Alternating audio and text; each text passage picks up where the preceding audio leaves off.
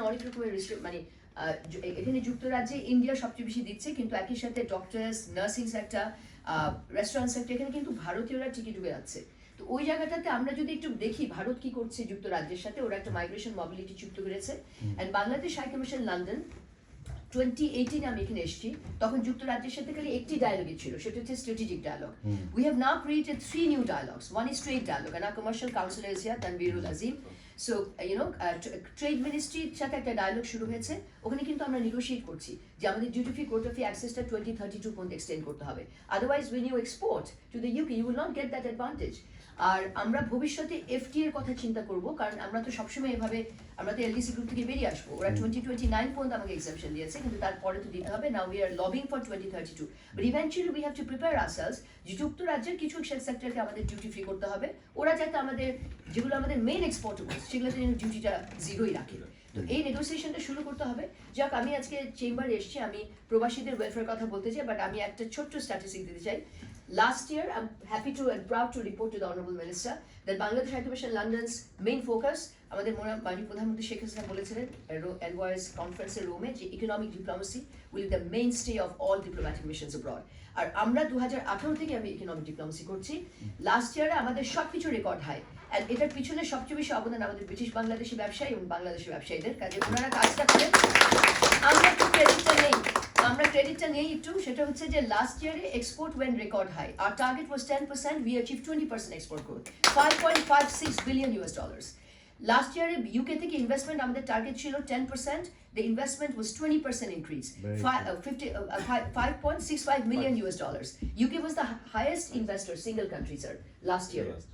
And then when it comes to gainful employment, অনেকেই বলেছেন এই সেক্টরটা অ্যাবিউজ হচ্ছে, বাট এরপরও যারা স্কিল যারা কেয়ার গিভার তারা কিন্তু 7,348, এবং thanks to all this barristers and immigration lawyers, তারাই এদিকে এনেছেন।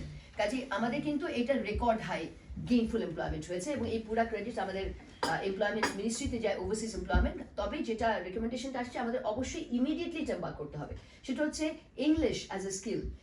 আমাদের নার্সরা যদি ইংলিশ শিখে, সাথে সাথেই তারা রিক্রুটেড হবে এনএচএসে। এবং আমরা আমাদের হেলথ মিনিস্টার আসবেন আগামী মাসে, আমাদের WHO রেড লিস্টিংটা আমরা তোলার জন্য WHOতে নেগোশিয়েট করছি। সো ওটা তুলে গেলে আমাদের সুবিধা হবে। তো এই জায়গাটাতে আমাদের গেইনফুল এমপ্লয়মেন্ট হয়েছে। গত বছর আমরা 3টা নতুন প্রোডাক্ট, এন্ড বশির ভাই উইল বেয়ার মি আউট, আম কাঁঠাল প্রায় 1300 মেট্রিক টন, এবং টি অনেক বছর পরে হায়াটাসে আবার অ্যাড হয়েছে 440 মেট্রিক। সব পিছনে কারা ছিল? British Bangladeshi businessman people. So I just give them a big huge applause. ওরা এত খাটাখাটি করে আমরা এগুলো কিন্তু ব্রেক করে ফেলেছি, all this sectors, of course with gap certification. But এখন আমাদের মেইন স্ট্রিমে যেটা হচ্ছে, আইসল্যান্ডে আমাদের চিংড়ি মাছ ঢুকেছে, Selim euro food Selim Hossain and then Atik Chowdhury, they are doing this. আরেকটি হচ্ছে যে আমাদের পান পাতার উপরে 9 বছরের যে ব্যানটা ছিল, ওটা লিফট করেছি আমরা গত বছর, and we work very hard for that with the DEFRA. So এখন সবাই আবার পান খেতে পারবেন আপনারা, আশা করছি বাংলাদেশে। আমি এটা দিয়ে শেষ করব যে আমাদের অনারেবল এক্সপ্যাট্রিয়েট মিনিস্টার, উনি আপনাদের যেটা বলেছেন শাহনুর ভাই, যে আপনাদের ব্যথাটা উনি বুঝেন।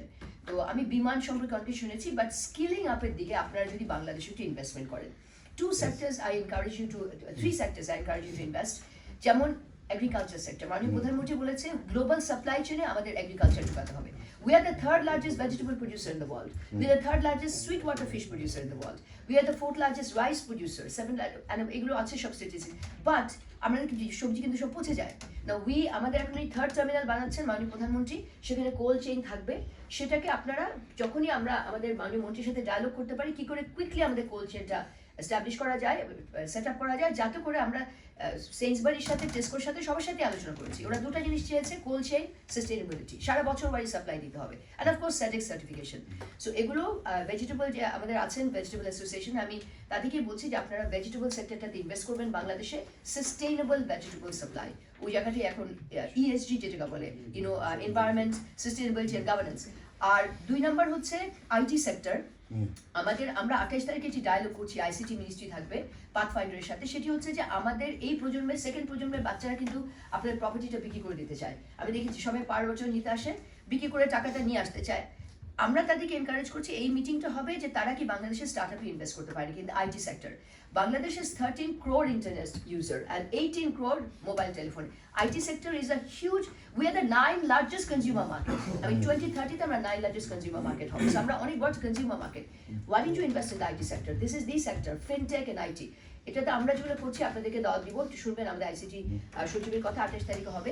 আর আরেকটি সেক্টর হচ্ছে agriculture, IT and skilling sector. আপনাদের তো সিলেক্টে যদি আপনারা দেখেন এই যে আমরা আনতে পারছি না স্কিল সেক্টরে, যে রেস্টুরেন্ট সেক্টরে, কিন্তু সিলেটে আমরা কয়টা ওই জায়গাটায় ফোকাস করেছি।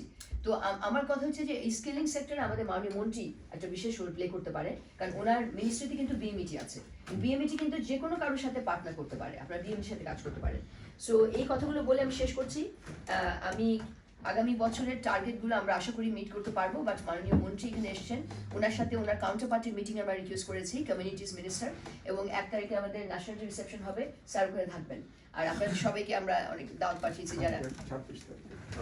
ও আচ্ছা, আগামীকাল, আচ্ছা স্যার আরেকটা, গত বছর থেকে রেমিটেন্স ফেয়ার করছি এবং আগামীকাল একটি রেমিটেন্স ফেয়ার করছি। গত বছর করেছিলাম আমাদের শাহরিয়া স্যার ছিলেন, the then state minister for foreign affairs, and we are so proud and lucky that he is here, our expatriate welfare minister, and taking advantage of his presence, we are organizing another remittance fair.